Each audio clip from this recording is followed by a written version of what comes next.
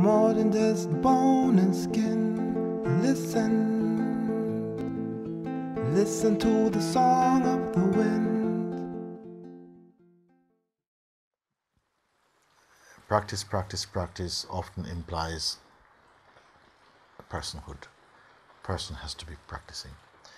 Does the self have to practice anything at all? And yet, let's not move too quickly, because of the strong tendency to identify as person. Then a kind of corruption happen in consciousness, as if that is possible. Yes, somehow in the dream, where the consciousness identifies and becomes just a personality only. And because of this delusion, practice is necessary for the deluded consciousness. Now, some people may say, but it's impossible for consciousness to be deluded. And it is true up to a point. It is true and untrue. It is untrue because only when the consciousness, the presence, is identified or polluted because of identifying as only the body and conditioning, upbringing and so on, can delusion come. Without this, there's no delusion. If there's no delusion, no practice is necessary.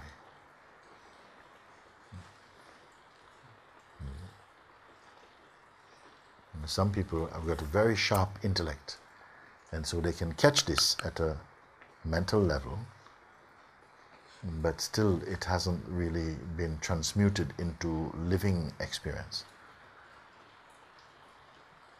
Others, something persists. The drama of identity seems to go from stage 1 to stage 2, episode 1 to episode 2, episode 3, like that.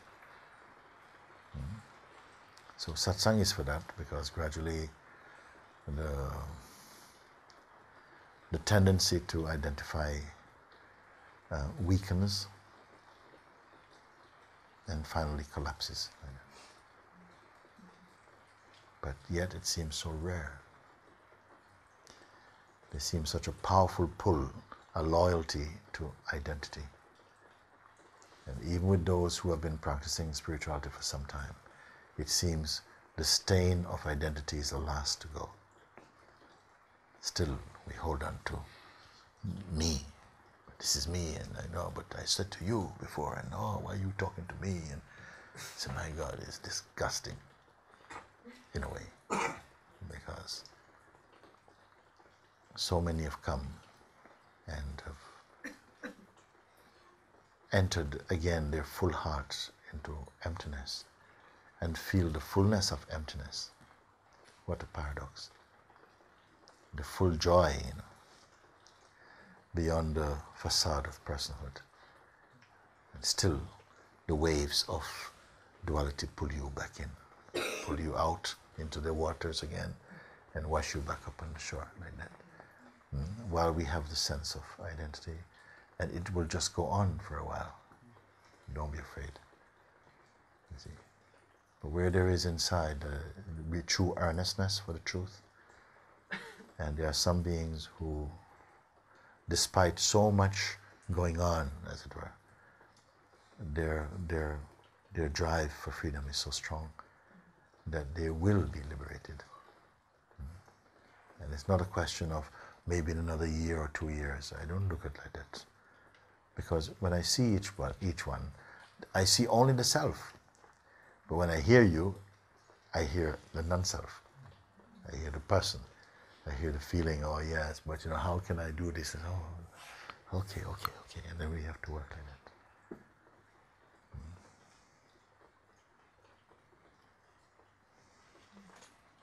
that. Even here, in such a place where there is intense and single-minded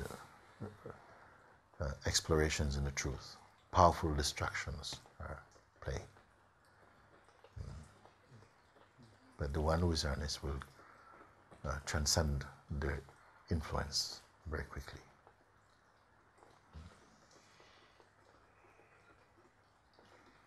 So I say, don't come for anything less than full awakening. If you only come for a little truth, it's going to be very, very difficult. But if you come for all the truth, it is very easy.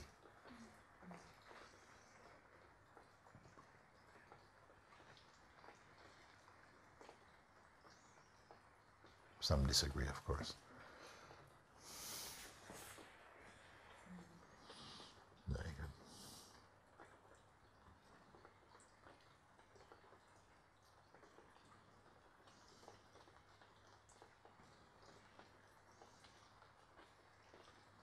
Sometimes you look inside, nothing is there at all. Like an ocean of silence. Very quickly, you call the mind, come, come, come. See? And fill up again with all this noise.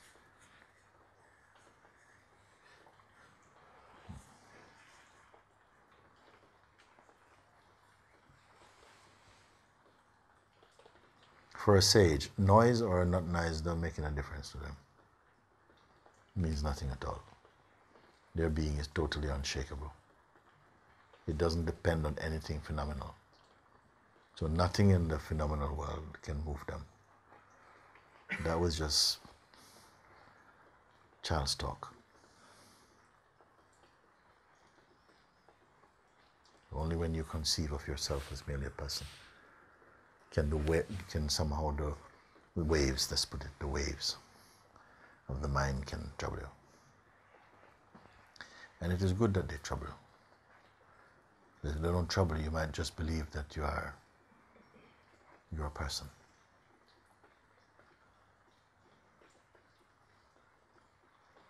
Unchallenged. But it's very costly to be a person. It costs you all your energy. You will worry. You'll pursue. Restless. Inhibited.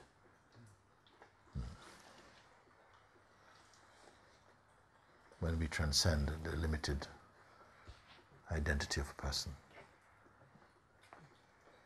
you wonder why didn't I not see this before? It is so beautiful.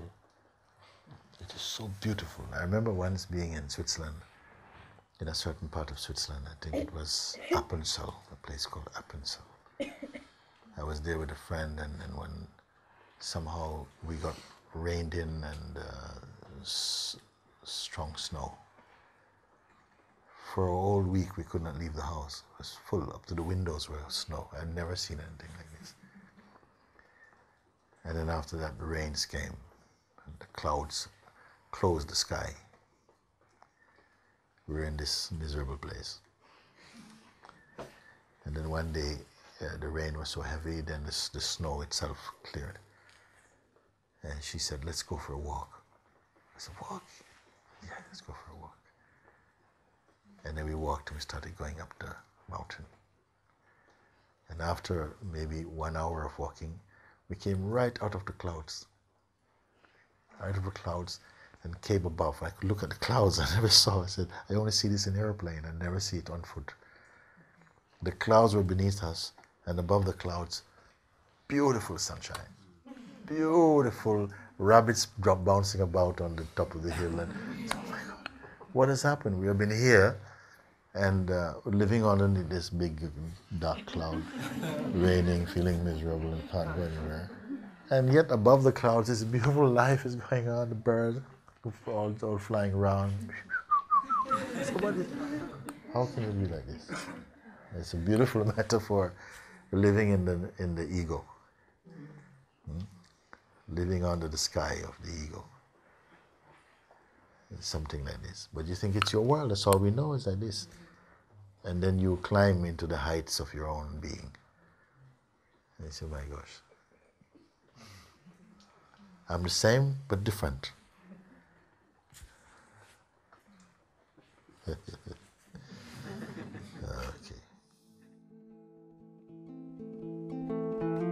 You're more than just bone and skin. Listen to the song of the wind, the graciousness, the spaciousness, coming from within. A concrete brick, a stone. The song they sing is heaven is my home.